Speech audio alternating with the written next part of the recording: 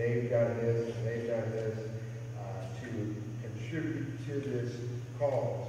I must say that if I had to choose a mother for this initiative, it would be Mayor Burleson and Curtis County. Thank you.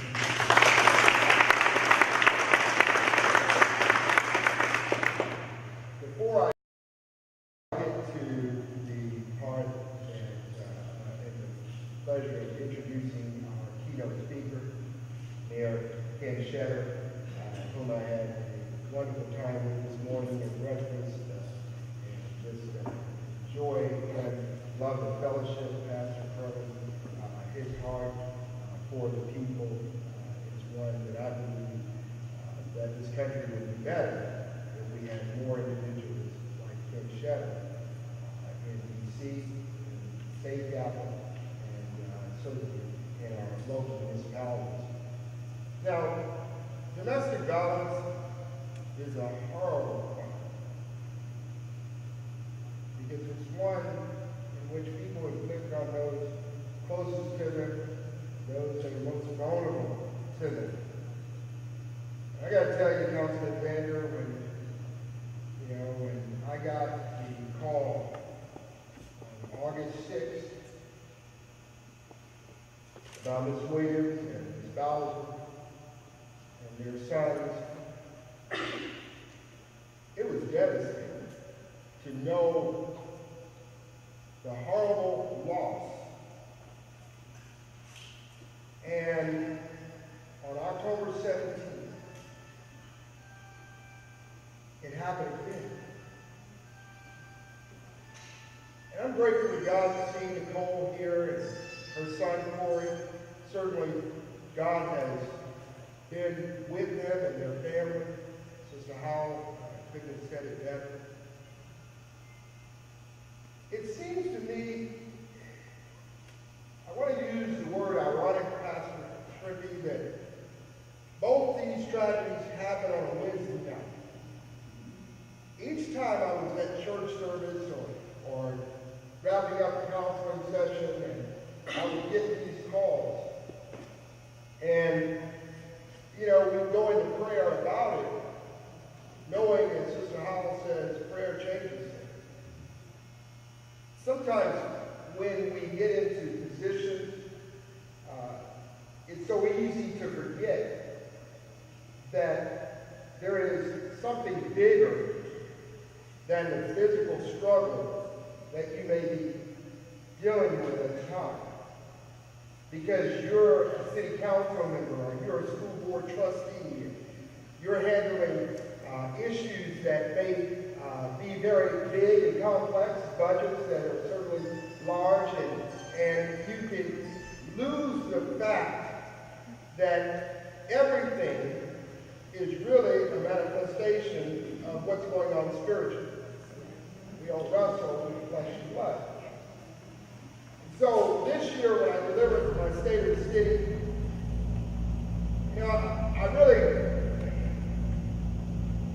we could talk about progress we've made and how our bond rating is the best ever in our history, AA, Wall Street, both Fitch and the S&P upgraded our bond rating. We could talk about how the National Journal of Cities rated the city, your city, All-American City, as the 11th best small city in the state of Texas this year. All those are great. Fiscally sound, the largest workforce in the best Southwest with approximately 28,000 jobs now in DeSoto. That's great. But really, the state of the city is intricately tied to the state of the family. We've got some challenges. We've got some challenges. When I look at our community, 58% of the households have a mother and father. 42% are. And of that 58%, a lot of them are dealing with issues that we don't know until we see it in the paper. And so this council, Councilman Norton, Councilman Vander, and former Mayor Burleson Valentine, under leadership of Mayor Pro Tem McCallum said, we're going to do something about this. We're going to be a part of the solution. We're coming into your personal space and see what we can do to, if not eradicate, significantly reduce this epidemic that's happening globally. It's the #1 killer of women. That should be. And so, before I get to the good part of introducing our keynote speaker, I want to thank you who have volunteered to be a part of this initiative and change that are here this morning, as well as the members of the Domestic Violence Advisory Committee. When I call your name, I'm going to ask you to do like at school, sort of show that you're present by standing if you would, and remain standing until I get to the last name. Mary Kay Dewberry, Gwendolyn Jones, Pastor Kirk Crone, Dr. Frida Lee, Trudy Lewis, Dr. Willie Sublick, former Mayor Pro Tem Denise Valentine, and the lovely Linda Zander. Thank you all.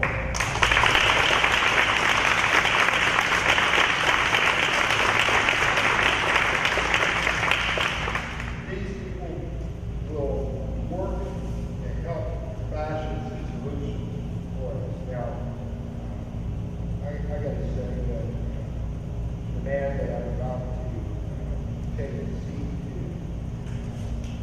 is a mayor that is a real Mayor Kim Shetter, serving as mayor for the past 10 years in Burleson, Texas. And wow, what a transformation they've seen under his leadership. That city has grown during his tenure as mayor by 75%, over 40,000 people now in the city of Burleson. Under his leadership, he's been able to maintain continuity of leadership. And that's important. That's important for your fiscal house. But he hasn't forgotten by the start of One Safe Place that it first starts in the home, the family.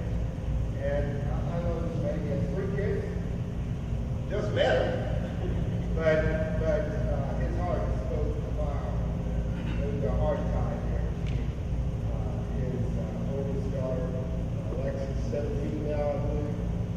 And he had Hogan, who's 12, quite a athlete. He's got a lot of height, and King is excited about him perhaps playing basketball, since he's always been involved in coaching Little League. And then he has his youngest daughter, Olivia, who he's 11 years old, and he and his wife really a jewel of the family. But he hasn't forgotten. His biggest challenge he felt when he first started writing was making sure time management.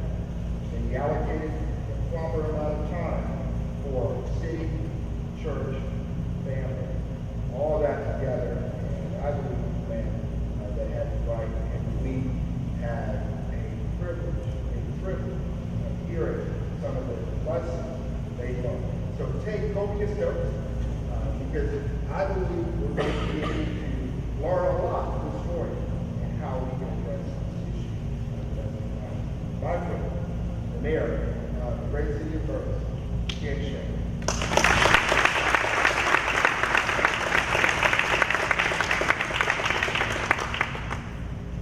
Good morning, everyone.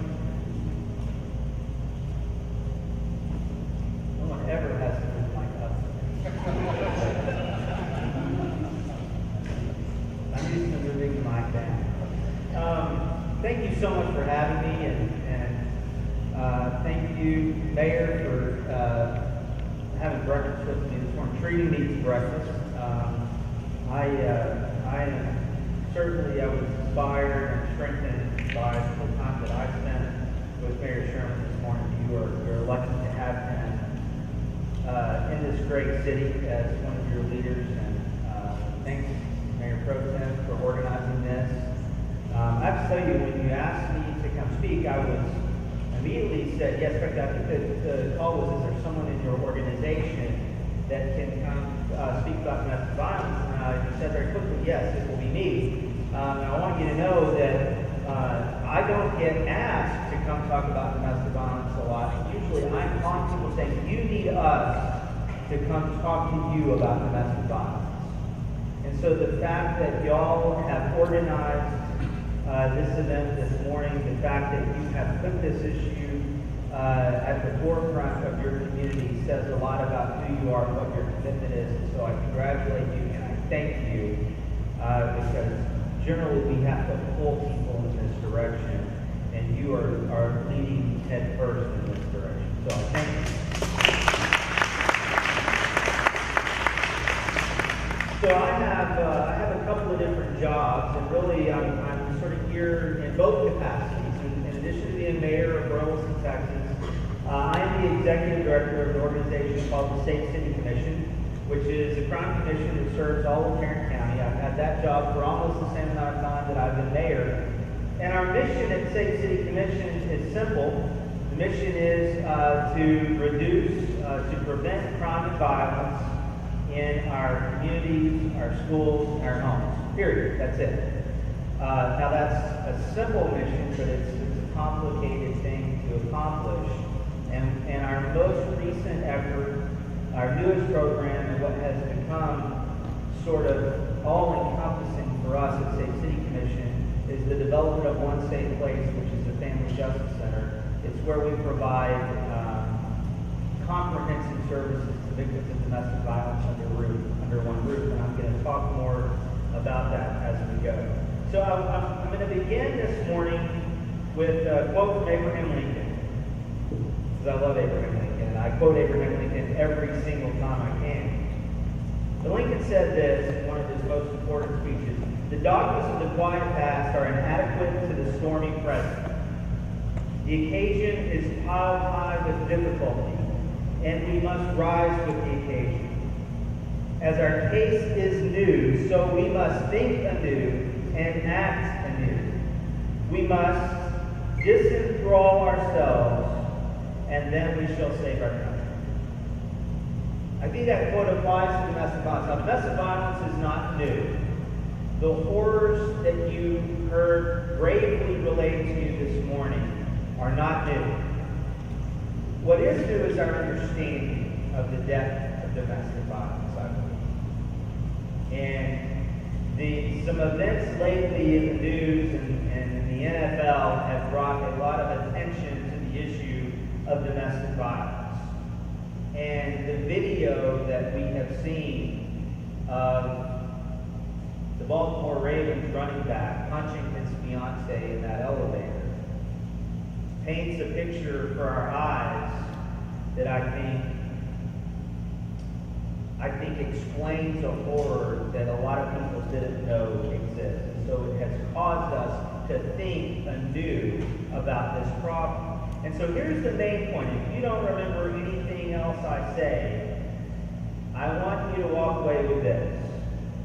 I want us to disenthrall ourselves with previous held notions about domestic violence and about victims of domestic violence. And I'm going to quote an unnamed police chief who is now retired, never served in this community. And I'm not even going to attach blame to what he said because it's a commonly held notion. But he and I were talking about crime in our communities generally. Because our goal at Safe City is that we are part of an effort that ends in creating the safest major metropolitan region in the United States. And this chief said to me, and this is almost 10 years ago when I first took the job, because I had kind of been, and I was new to the area of public safety. My background is that I was an attorney in private practice. I've studied the law, I've studied political science, I've studied public policy and sociology.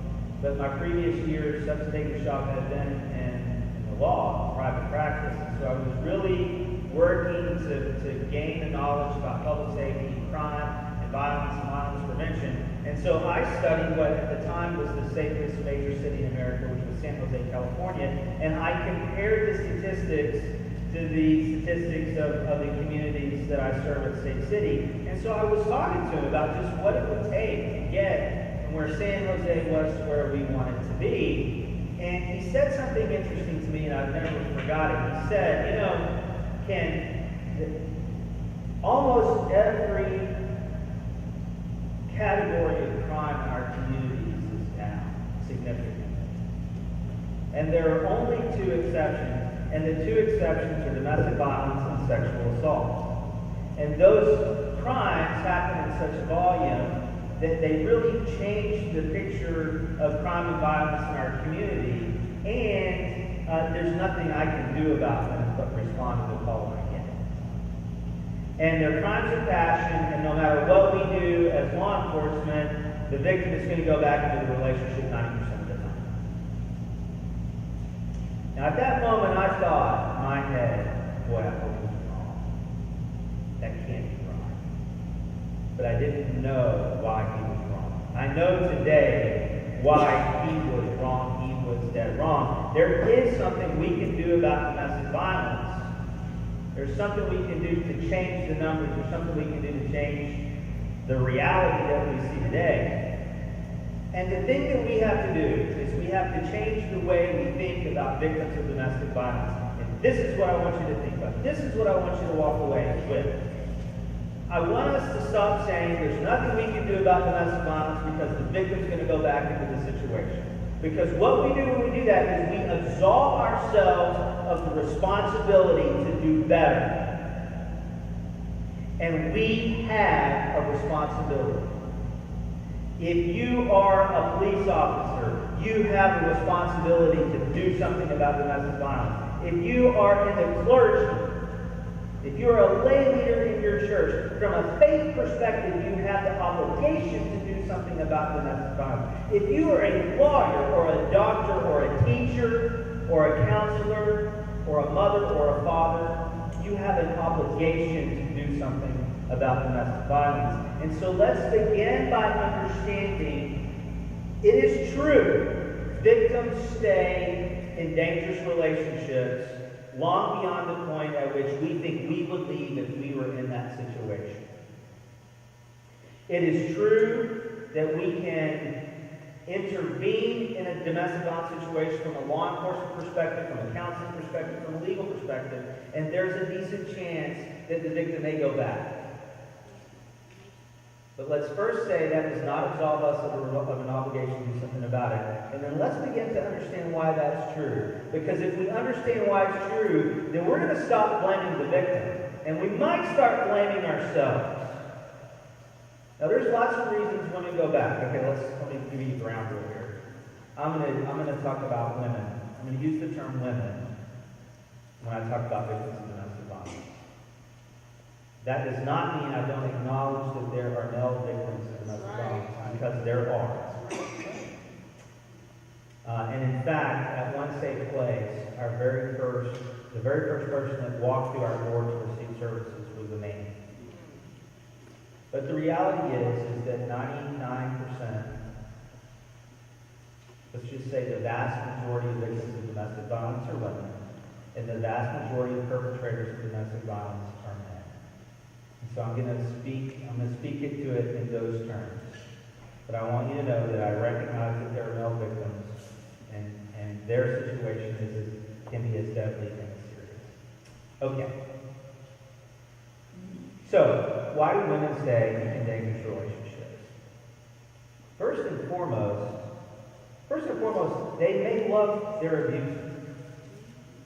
And we can't discount the fact that there might be real love in that relationship. And there may be a strong desire and a belief and an expectation that by staying in the relationship, the victim may be able to save the abuser, to change the abuser.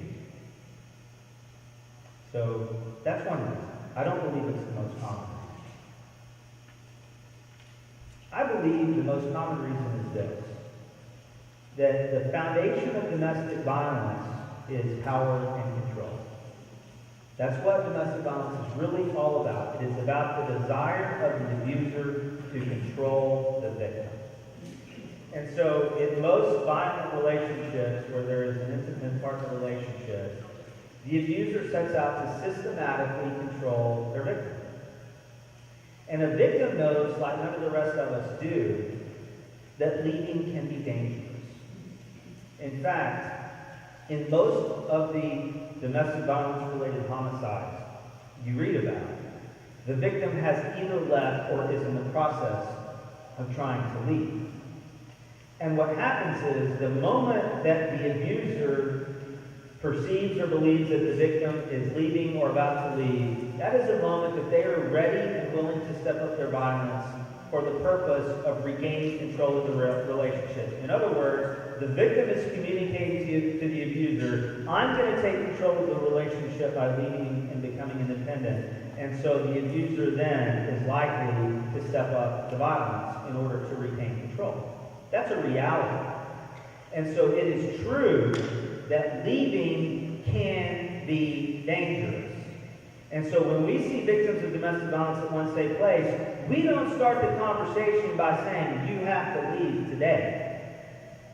We start the conversation by doing an assessment to find out just how dangerous is your situation, and then developing a safety plan that is based on the reality that that victim faces. And it's also based on the reality of what the victim is willing to do and is not willing to do in that moment. And the other thing we have to understand is this. Our institutions are not built well to meet the needs of a victim of domestic violence. Now, I'm not going to be critical of law enforcement as a whole. I'm certainly not blaming law enforcement for the problem of domestic violence, but it is true that a lot of victims, when they call law enforcement and law enforcement responds, you know what a typical response is? I bet it's not true in DeSoto, but it's true in lots of places. A typical law enforcement response is, don't make me come back here. If I come back here, everybody's going to jail. And the reality is, when you're law enforcement, you go on a scene, it can look a lot like mutual combat. Now, even when it is mutual combat, there's one party that has a lot of power and another party that has very little. And it's true that domestic violence calls are the most dangerous calls that law enforcement can go on. It's true that in the middle of a call, the victim, the one that calls you, can't turn on you. So it's very difficult. It's a difficult situation for a law enforcement officer to respond to, but it doesn't change the reality that for lots of victims, when they have reached out to law enforcement, they didn't get immediately safe. It's also true that our legal system is scary and off-putting and does not always work well for the victim of domestic violence. That's true of our civil system, and it's true of our criminal legal system as well. So when I talk to groups of lawyers, this is one of the things I say. We are failing victims of domestic violence as a profession. We ought to be ashamed. I have talked to a number of clients that come into One Safe Place who tell a very similar story. They tried to hire a lawyer to get help, to begin the process of separation, to get a protective order. And you know what they're told? I need to check for $2,500. I've met with women who were personally and whose children were in deadly serious situations. They needed to go to the courthouse that minute, that day. And they couldn't find a lawyer to take their case for less than $2,500. And so I say to groups of lawyers, there is not a woman that would walk into a hospital emergency room with a gaping, bleeding, life-endangering wound and be turned away for inability to write a check for $2,500. Yet we have women walk into lawyers' offices all the time with the legal equivalent of that gaping, bleeding wound, with a need that is every bit as life-threatening as a medical need, who are turned away for the inability to write a check for $2,500. Not for the unwillingness to pay, not for the inability to pay over time, but for the inability to write a check right then, right there at that moment.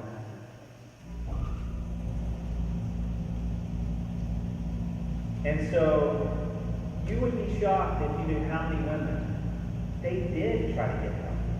They did try to leave. And when they made that step, they couldn't find a path to safety and independence. And that's why they go back. Because at that moment, it's safer for them. Now, that may or may not be the reality, but it is certainly a rational belief and perception in their own mind. Or, did you know that in Tarrant County, there are over 30 different agencies that serve victims of domestic violence? And they used to be located in 30 different places. And guess what? It's confusing. And if you're a victim of domestic violence and you want to go get help, and you don't want to start at the shelter, and you don't want to start with the cops, and there are lots of reasons that people don't. In fact, it's less than 20% of victims of domestic violence that report the crime. And it's less than 20% of victims of domestic violence that seek a shelter. Which means up to 80% of victims of domestic violence are not going to one of those two places for help. So for them to figure out where they're supposed to go can be very confusing. And if you're trying to help someone, a brother, a sister, a co-worker, and you're trying to get them where they need to go, it can be frustrating and confusing. And so it's very common that a victim would go into a place seeking help to be told, well, what you need, we don't do here. And then we give them a brochure and say, this is where you need to go. Here's their address, here's their phone number, good luck. Well, that's not just inconvenient, it's dangerous. Because remember, the nature of domestic violence is that it's all about power and control. And so what you have to understand is that there are lots of victims of domestic violence that don't have a car.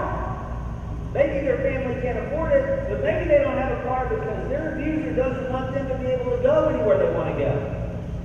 And there are lots of victims of domestic violence that have a car, but every day when their husband walks through the door, he knows how many miles they've driven because he checked the odometer when he left and he checked it when he got home. He said, you drove 20 miles today, I want to know where you've been.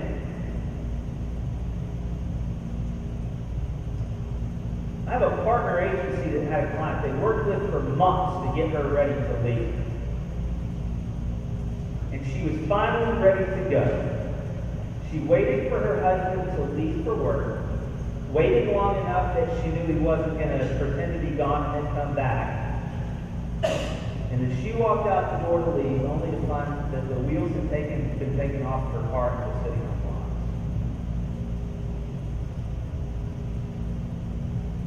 So let's stop blaming victims for staying in dangerous relationships.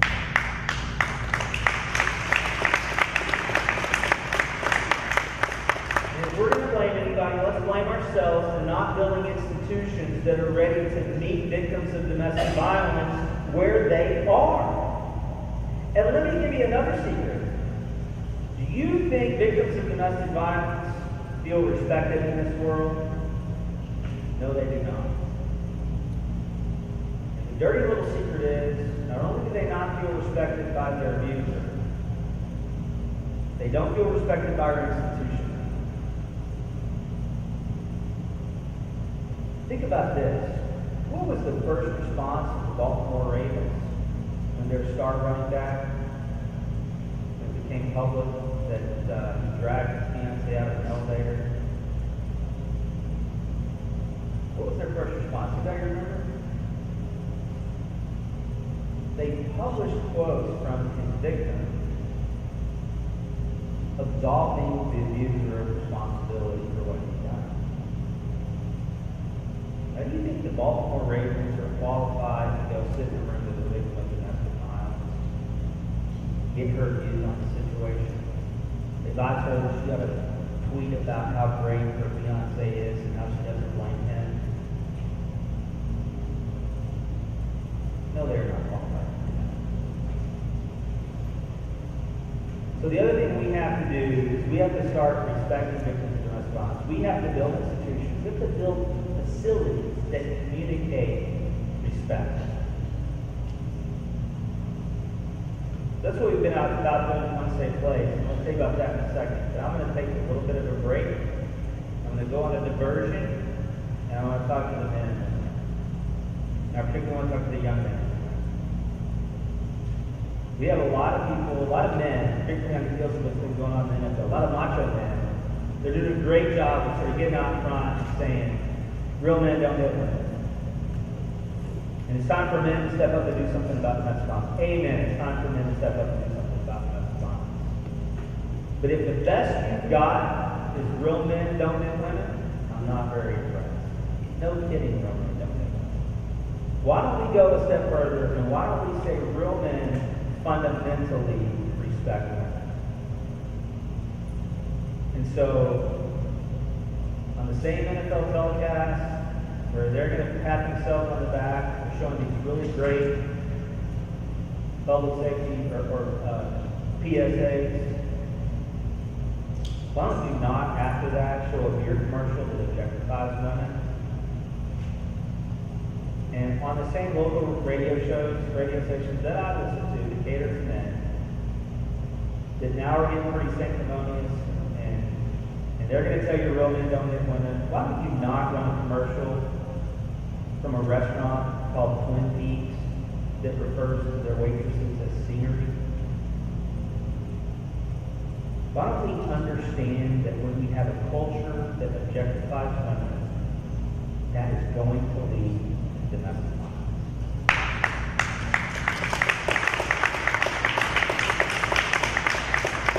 And I'm not blaming the Twin Peaks and the Hooters of the world and the beer commercials. I'm not saying that we have domestic violence because we have those things.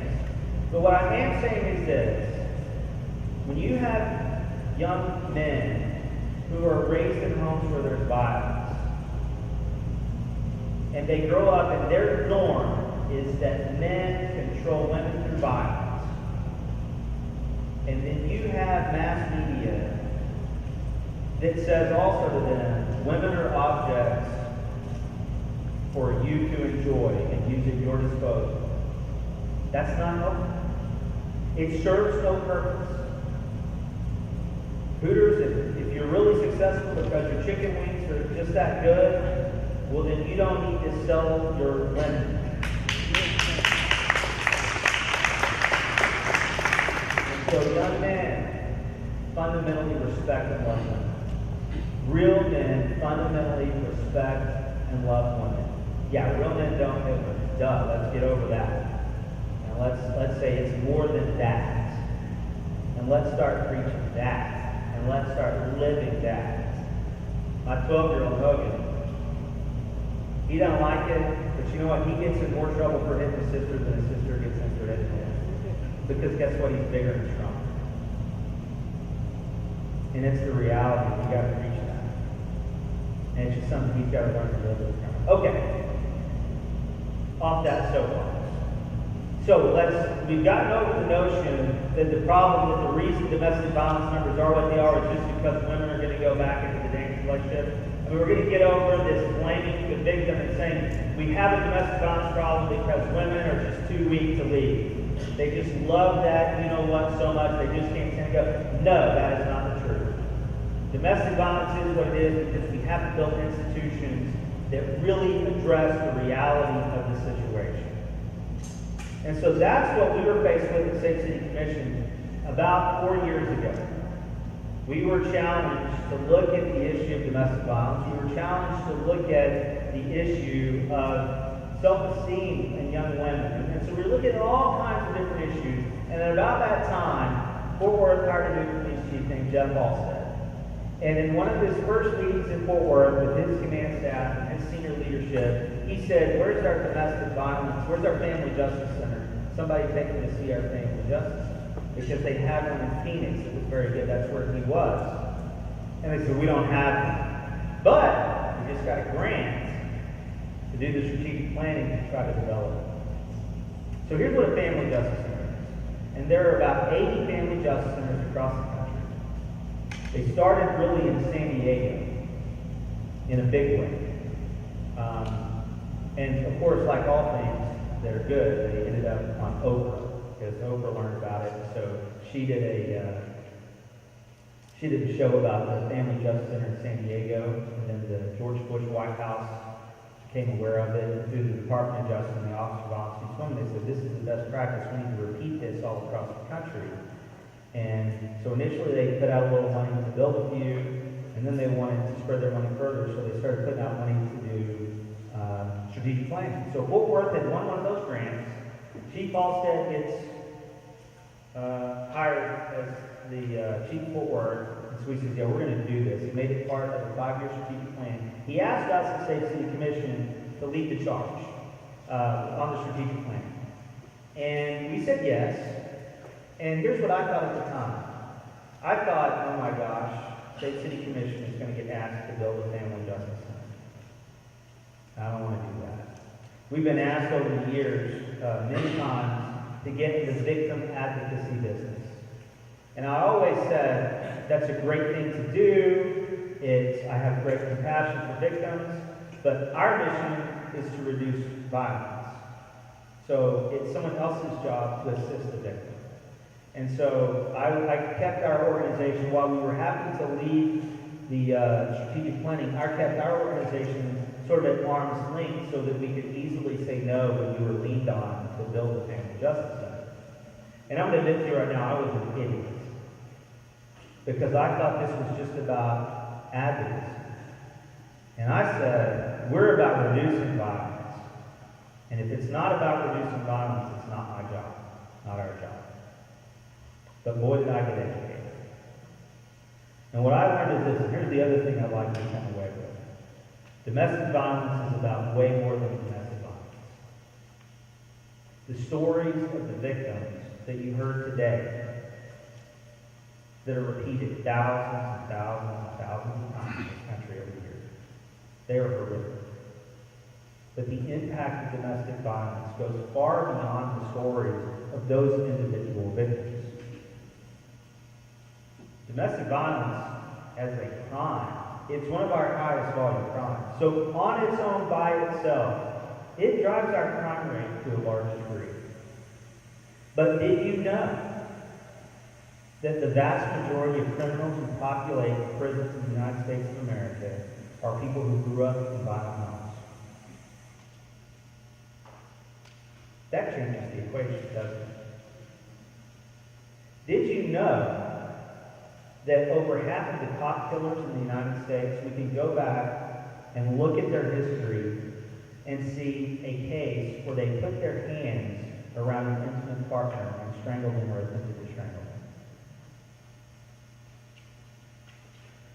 Did you know that over half of the perpetrators of half of the perpetrators of domestic violence grew up in homes where there was domestic violence? Did you know over half of the victims of domestic violence grew up in homes where there was domestic violence? So what we decided is, if we will get busy, if we get serious about domestic violence, if we do something about it, we're not just helping the victim. Now, first of all, we're going to help that victim not only today, but we're going to prevent, if we can do it right, future incidents between this victim and this perpetrator. So we're going to prevent crime and violence right there. And if we do what nobody else is doing, even in the family justice world to a great degree, if we get serious about identifying children who live in homes where there's domestic violence, and doing something about the fact that they have been systematically exposed to violence, then we're doing something to reduce the numbers of domestic violence in the next generation, and we're doing something to reduce violence and crime in general. Let's talk about children witnesses of domestic violence just a little bit, because this is critical. You know, we have a whole, as a country, we get worked up and we get moved into action when we know that a child is physically abused, as we should. And I'm not saying we're doing everything we can. I'm not saying we're calling sovereign control this time. I'm not saying any of that. But here's what I am saying. We should get as worked up about children who witness violence as we do about children who are exposed to violence. Because what we need to understand is that the trauma they experience witnessing violence is real. There are physical consequences to that trauma. Children who witness violence on a regular basis are more likely to be sick, They're more likely to do poorly in school. They're more likely to get in trouble. Did you know there's one study that looked at 5-year-old children who were exposed to domestic violence, and what they found is that their IQ level was impacted the same as if they had been exposed to major levels of lead poisoning. And as that child gets older, they're going to get in bigger trouble in school. They're going to be more likely to be involved in violent behavior. They're going to be interacting with the juvenile justice system. At least it's much more likely than for a child who is not living in a home where there is violence. And then, as they become adults, they are more likely to be involved in all manner of crimes, and they are certainly more likely to be the next generation of victims, of abuser if they're a man, and of victims if they're a girl. And so we got to do something about that. And so one of the things we've done at One Safe Place is we've said, we're going to identify every child that comes through here, or every minor child as a victim that comes through here, and we're going to assess them for their needs in the strongest manner that we can, and we're going to connect them with the services that they need. I think it's one of the most important things that we do. This last year, thank you. And did you know, and here's the other reason that this is important, it's important to focus on the children, because guess what? The mother, the victim of domestic violence, is focused on the children, and many times the reason she's not leaving the dangerous situation is that she feels that she can't do it and keep her child safe at the same time. And let me tell you, she is right. Some of my biggest heroes are women that I know that go to sleep with a very real fear of getting beaten to a pulp before the next morning, and they do it to protect their child. And they have to do it because in many cases, judges don't take domestic violence seriously. Under the family code in the state of Texas, if there is a demonstrated case of domestic violence, the judge is required to consider that in determining what is in the best interest of the child. But all too often, a judge looks at a case where there's a conviction of family violence and says, well, he beat his wife, but he's never beaten his kids. He's not a danger to them. Wrong. He is a danger. He is a clear and present danger to those children. If you don't know that a man who will beat his wife is perfectly capable of beating his kids, then you should not be a judge in the state of Texas or anywhere else. And I've had clients that I have to sit there with, and they describe a situation where they cannot prove that they've been beaten, or they haven't been beaten yet, but they've been threatened with their life. They've had a gun pointed in their face. And they have to say, if they ask me, if I go file for divorce, can I get a protective order? I had one lady look at me and I say, can I be guaranteed that they'll only have visitation, supervised visitation? Because if I can't, I think they'll kill my babies. And I had to look her straight in the eye and say, you got no better than a 50-50 chance of limiting him to supervised visitation. And she said, then I have to stay. And this is a lady for whom we had done a lethality assessment, and she scored at the extreme danger level of the lethality assessment. And I said, yes, ma'am, you have to stay.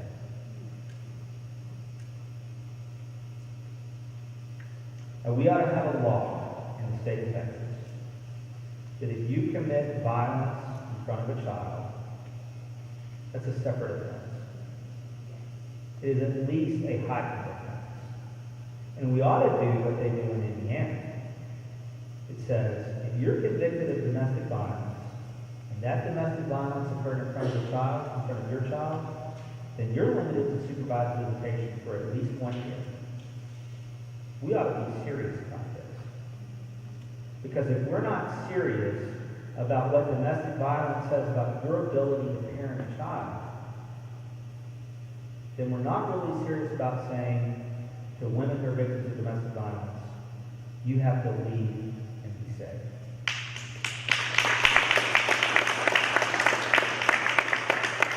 So real quickly, let me tell you what we do at One Safe Place, what a Family Justice Center is. We bring together all of the services that a victim of domestic violence needs into one place, under one roof, so that you can walk into our office. I can say to you, any of you live in Tarrant County, and you are a victim of domestic violence, you need to come to One Safe Place. If you have a friend that is a victim of domestic violence or in a dangerous relationship because there was somebody who has an anger management problem, you need to come to One Safe Place. And when you get there, all of the family violence unit for the Fort Worth Police Department is there. All of the victims assistance unit is there. We don't shelter on site, but Safe Haven, that is the shelter provider, they are there, and we will refer you to the shelter from there. In fact, if you're going to go to the shelter, you're going to come to One Safe Place first because we're the pickup point. If you need counseling, you can get that at One Safe Place. If you need a job, but you don't have any skills, you can gain those skills at One Safe Place. If you're going on a job interview, but you don't have the appropriate clothing to wear, you can get it at One Safe Place. And here's the other thing we want. When you walk in the door, we want you to immediately feel safe. We want you to immediately feel respected. And we don't want you to feel like it's an institution or a ground. So we've done something kind of crazy. For over 2 years, we operated in temporary trailers. Some people called it our trailer park. And from April of 2012, actually more than 2 years, to August 2014, we served 5,000 clients in those trailers. And they came a total of 18,000 times through our doors. 85% of them had minor children that lived in the home. 75% of those reported that their minor children had witnessed violence. Over 60% scored in the extreme danger level on our lethality assessment. 63% of our clients reported that their abuser had either choked them or tried to choke them.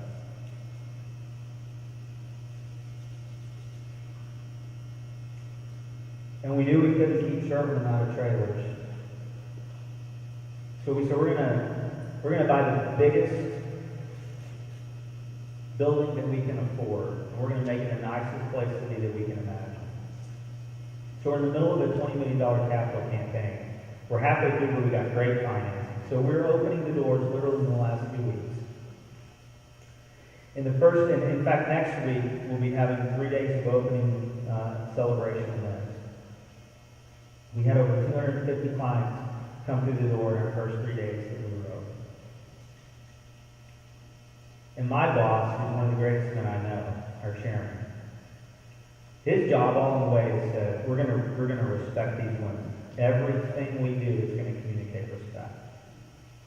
And we're not going to have bulletproof glass that they have to talk through when we walk in the door. We're going to keep them safe, and we know how to do that.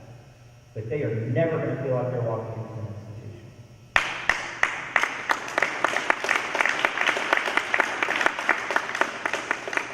And so, one of my intake counselors told me yesterday, and by the way, we don't do all the work. We have over 12 partner agencies, the same agencies that have been doing this work for generations. They're just doing it in the same place we are. You know what our job? Our job is to do the first intake, make sure everybody gets the lethality assessment so they know how dangerous the situation is, make sure everybody gets a safety plan, and then we develop a service plan, and then we manage the integration of services. We make sure everybody's working together. We share meetings of all these partner agencies to talk about our most dangerous cases to make sure we're all on the same page. And if somebody doesn't like the counselor with, we get them another one. And we make sure everybody's thinking about the client first. But one of my intake counselors told me yesterday, and this is an all hands on deck, whatever it takes kind of deal. And so yesterday I was a gardener. And I was spreading mulch so that the place looks good. I was spreading mulch in front of our chapel so that as you sit in our chapel, there's something pretty to look out the window at. And one of our intake counselors came around and found me and said, I couldn't wait to find you and tell you this. So one of my clients walked in, she sat down, and she said, I don't know why, but when I walked through the doors, I immediately felt safe. I immediately felt hopeful. And for the first time in my life, I felt important. So that's how we do something about domestic violence. We work together. Sometimes that's painful. And when you serve that many people, it can be hard to treat everyone with respect because they're not all easy. Our first client didn't speak English. One of our clients, our first week, walked in the door. She had medical devices still attached to her. She'd been shot point blank in the chest. She was still bleeding from the wound. She was an angry person. But we stuck with her, she stuck with us. And so it's a whatever it takes kind of a deal. And you provide services in the time, and place, and the manner that works for the client. We said to lawyers, no, they're not coming downtown to see you. You're coming to our office to see them. And so we're going to keep you safe. We're not letting abusers in this building. And we're going to take care of your kids. We're the first family justice center in America that has a full-service child care facility on site. And so the thing I want to end with is this experience. And I want to end with the kids, because I think that's what we always have to go back to. For the first time this year, first time ever, we hosted a camp. We called it Camp Hope. And we identified 42 of our kids, children of our clients, that we thought would benefit from camp. And so we took them down to Camp El Tesoro in Granbury, and we just let them be kids for a week. And we tried to work with them to deal with the fact that they live in a situation that's not normal. And most importantly, we wanted to communicate to them that violence is not the norm. Because see, what happens is, these kids develop the idea that living in a violent home is the normal way of life. And so we have to begin to reset the norm, develop an appropriate norm. So I just want to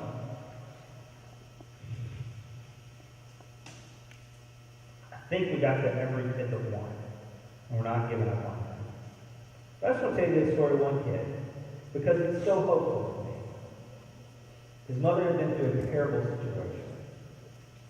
She's been brutally abused by this child's stepfather. This young man was 11 years old, and he was in my cabin. I said we do whatever it takes. So for 1 week, we're cabin counselors. And so we were during a break one day, and the kids can kind of do whatever they want, and he and I are standing on the basketball court, and I picked up the basketball and said, you know how to shoot baskets? He said, no. This is a really quiet kid. Now, I didn't know it at the time, but what I found out is, not only had his stepdad been horribly abusive to his mother, but he had threatened to kill him and his brothers as well. In fact, he threatened to chop their heads off. And so he and I are just, I said, can I teach you how to shoot baskets? He said, yeah. So we spent about 10 minutes, and I started teaching him how to shoot, and he started making baskets. Now the funny thing is, there's kids everywhere, and these other kids are talking trash, they're hot dogging and doing layups and behind the back passes, and he doesn't see any of it. He's focused on what he's doing. He doesn't care that these kids are hot dogging, he doesn't know what he's doing. But he started making baskets, and every time he would make a basket, a little smile would creep onto his face. And then I started noticing throughout the week, every time I'd turn around, he was right here by my side. And every time we talked, a little smile would creep onto his face. Now he's going to be okay. And we're not, that week, it's not done. We're going to stick with him. And what I didn't know at the time, the reason he was so excited to learn about basketball, the reason that smile was on his face, his mother played basketball in college, and he wanted to make her proud. And this week he had his first basketball tryout for Little League basketball. And he's going to be fine. But it takes all of us working together. And so thank you for what you're doing. And so remember, there's something you can do. We got to quit blaming the victims. We got to work together. And we got to do the hard work. Thank you. God bless you.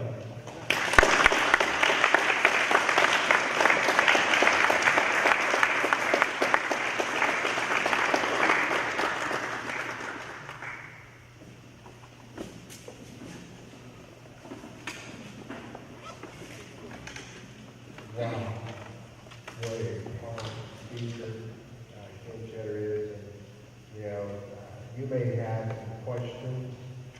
So if you have any questions on that, Mayor Shetter, if he could give us about 10 minutes, if you have any questions.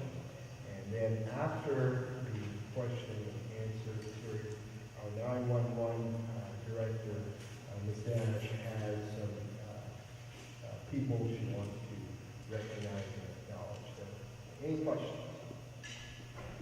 And would you state your name and the program that you're with would mind? My name is Cindy Arthur, and I am a citizen of DeSoto, but I'm also a doctor's nursing practice and has been very active, kind of behind the scenes, actually not educating nurses on domestic violence and sexual assault. But I didn't include nurses. They have an obligation to do something about it. Right, and they are also domestic violence has been a study done by Texas, and we are, for that nursing population, higher than the nation for domestic violence. So the profession of nursing has a big issue here too. But anyhow, my question to you, thank you, your lecture was absolutely excellent. Thank you. And I learned a lot. Good, thank Thanks you. for all your hard work and devotion. Do you utilize big brothers and big sisters, and are they educated in how to manage? Right. So that, and so one thing I want to make sure I go to pains to highlight is that we're a new organization, and we didn't write the book.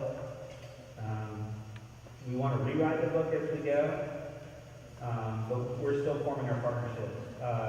Big Brothers and Big Sisters is an organization we're familiar with. We've talked to generally, but we've not formed a specific partnership with. And one of the reasons we haven't is this. What we're doing is kind of a new thing in terms of the level that we're serving kids. And so this is a population that has a very specific kind of need. And so we want to make sure, and so we're doing a lot of mentoring ourselves. And it's not unlike the Big Brothers and Sisters model, certainly. So we're incorporating some of those concepts. But we're not yet comfortable in sort of creating those relationships just yet, specifically with our kids, because we've got to understand their situation better, and we just don't yet. But it's funny, at our camp, we talked about that a lot, and we said that's potentially the next step, because I believe in mentoring a lot. I believe it's one of the answers to lots of different problems. But when we make that relationship, we got to get it right. We have to make sure we're fully informing and arming our mentors to provide what our mentees will need. That's your connection we're hoping to make sense. Yeah. Nursing is another important one for us. We're on the front line. Yes, ma'am. I'm Wendy Rice, and I'm a prosecutor for Dallas County, and I'm curious from what sources you were able to get your funds for your needs now and for your ongoing. Good question. So I'm sorry, Joe. I should say, I'm a little more emotional today about my presentation. It's not organized quite the same way that I normally do, and part of that's just because where we are. It's been such an emotional couple of weeks for us as we have moved into our new building. So if I'm overly emotional today, I apologize. I should have mentioned this earlier. So we have sort of a dual funding model. We look to the private sector for the funding of our capital. So we are raising the $20 million to buy the property and to renovate it completely through the private sector. And we look primarily to the public sector for our ongoing operations and maintenance. So, and this was the model that was suggested by the National Family Justice Center Alliance as a result of our strategic planning. They think it's the model that the rest of the country should go by. I'm telling them to not say that too boldly yet, because right now we have very sustainable funding for about a 5-year period. We have a contract with the city of Fort Worth, with about 15 cities within Tarrant County. We asked every city in Tarrant County to contribute 20 cents per capita to our program. And the idea is this: we're providing a very public function.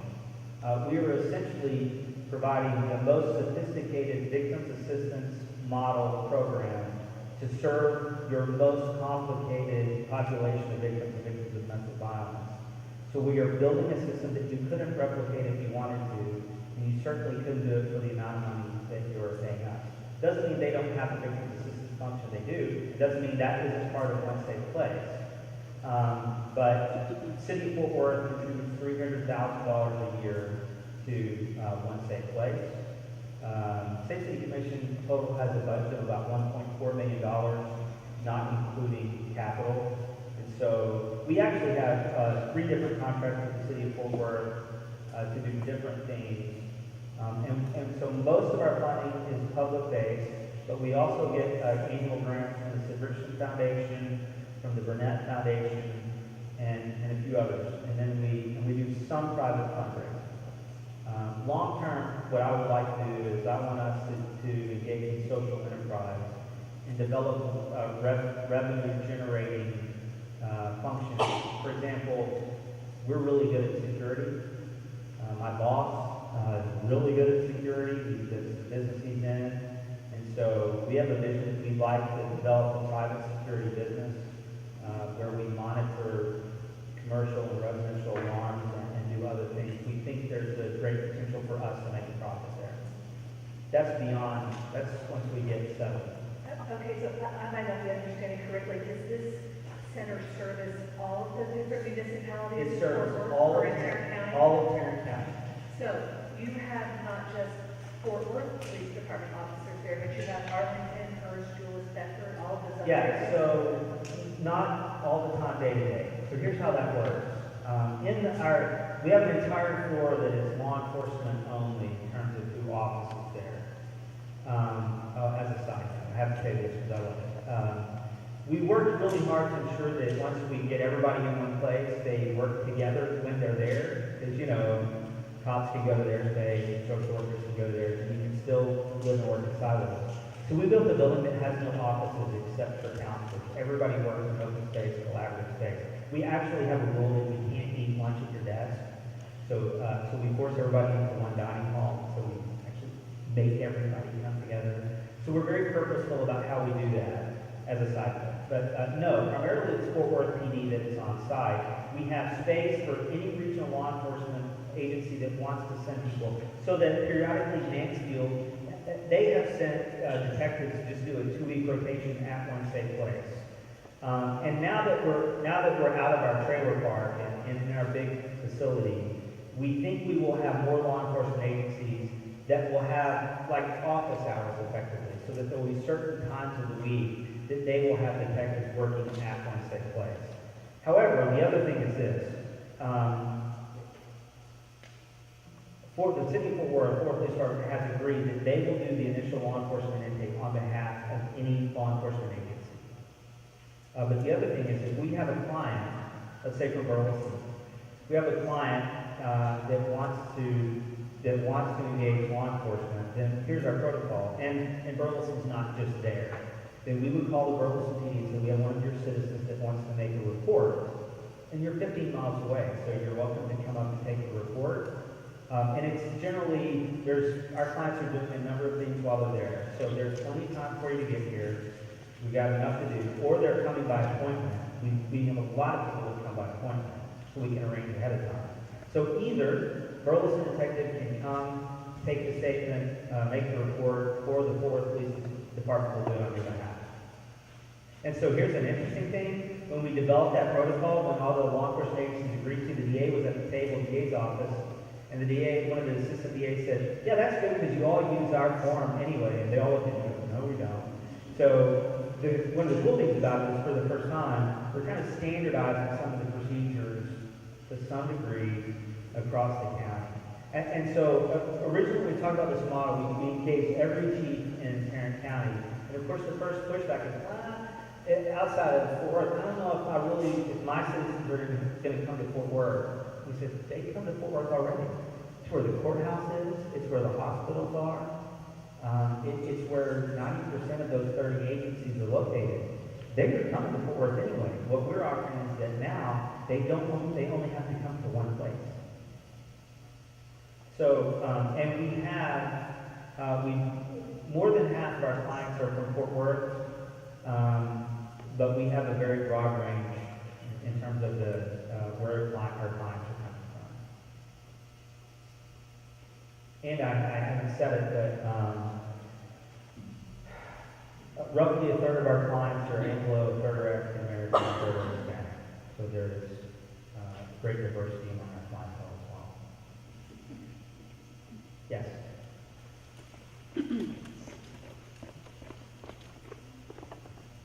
Hello, I'm Margaret Ford Kansas, and I'm with an organization here in DeSoto. We're treating you, and we call Daughters of the Tribe of Judah. And I thoroughly enjoyed your presentation. Thank you so much for coming to our great city. Thank you.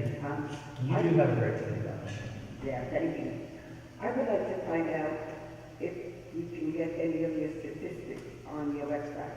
I was very interested. I think so. I'll have to go back and see. And so, by the way, I've left these brochures.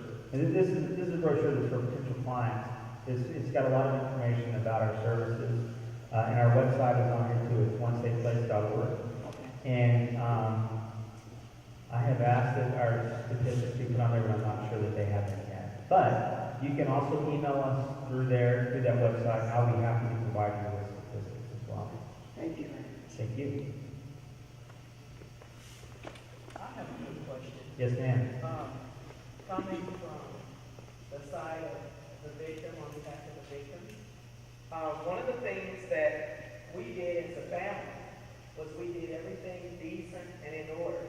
Went to the courthouse, got the temporary restraining order, was waiting at the time for the papers to be signed by the judge.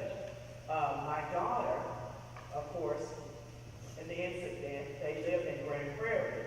When they came to the scene and she called the police, of course, the Grand Prairie police sided with the shooter. And they left Grand Prairie, moved to DeSoto with me. We went to court, she got the temporary restraining order, came back to DeSoto, he was stalking, coming to the boys' games, writing letters through the mail, calling profusely to where people had to block and send it back to the sender.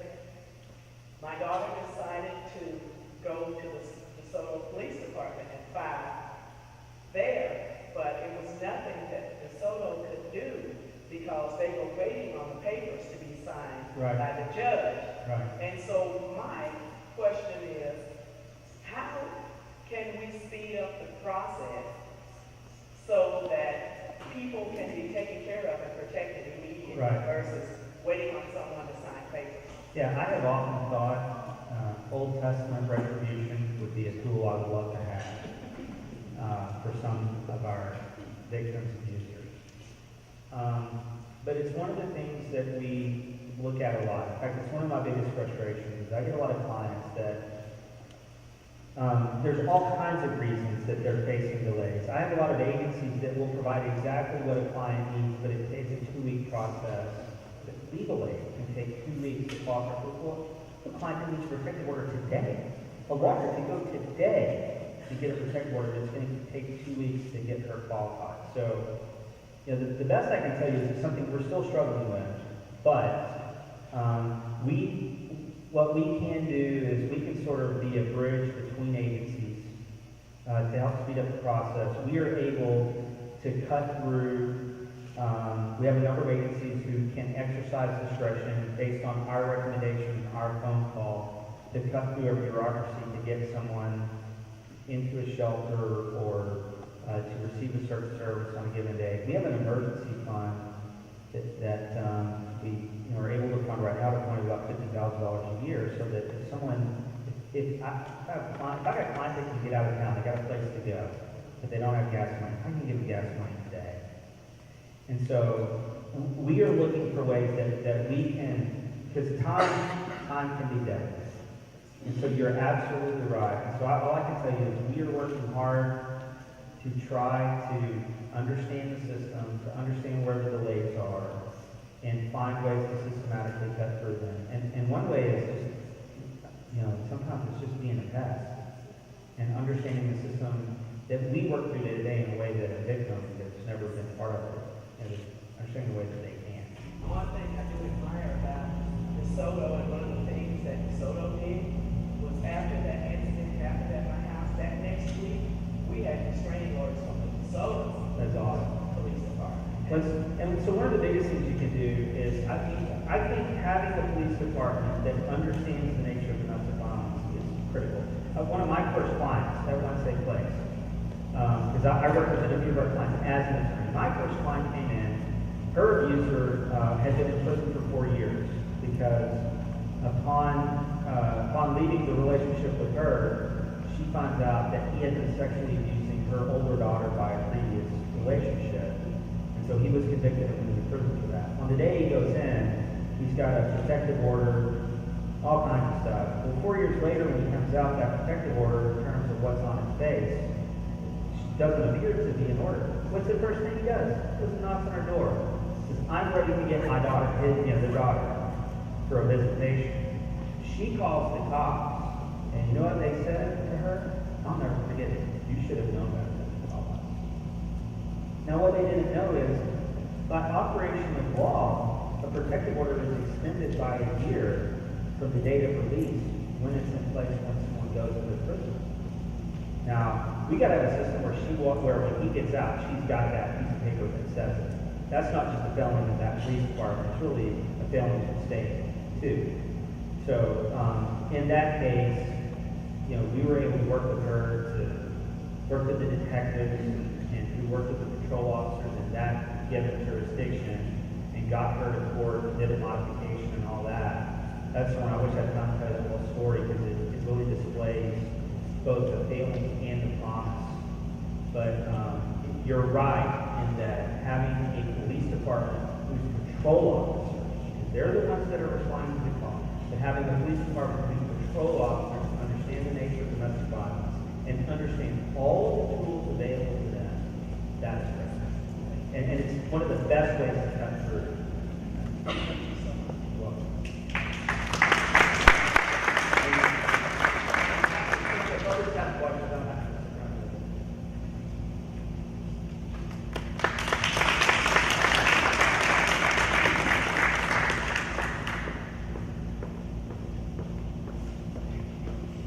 Hello, I'm only going to take about 2 minutes. I'm currently on the director of the 911 Center for DeSoto, Jacksonville, and Cedarville. And I just want to kind of talk to the victims today because I know you spoke, I'm sorry, I don't know your name now, but you spoke and you said never leave God out of anything. And I think today because some people in this building for a reason. Both of the dispatchers, my dispatcher and my supervisor that worked both of your calls that night are here. When you guys got up and spoke, I think all 3 of us got just as emotional, just like the mayor spoke and said that domestic violence goes beyond just the victims. It actually affected my center. Lori Kelly, who's here, she won a national award. She's actually the dispatcher that was on the phone with the kids at Galleria in the closet. She stayed on the phone with them for 13 minutes. And that day was a very emotional day in my center. I actually had to have counselors come out to my dispatchers the day after to speak with them and talk to them because we all took that very hard. So I just want to take this time and to make sure that the family get to actually speak to these 2 and just touch on you guys because we get these calls and we hang up and we never see the victims. We never talk. We never know what happened. We kind of talk to cheat and see what happens. And one of the counselors actually told us that it's good if my dispatcher was able to put a face with the victim. So I think today that has happened, it has been over again. And so I just, after we're done here, I just want to make sure that they get to speak to you guys and you also. Very important that they get to do that. Yes, Lori Kelly, stand up. And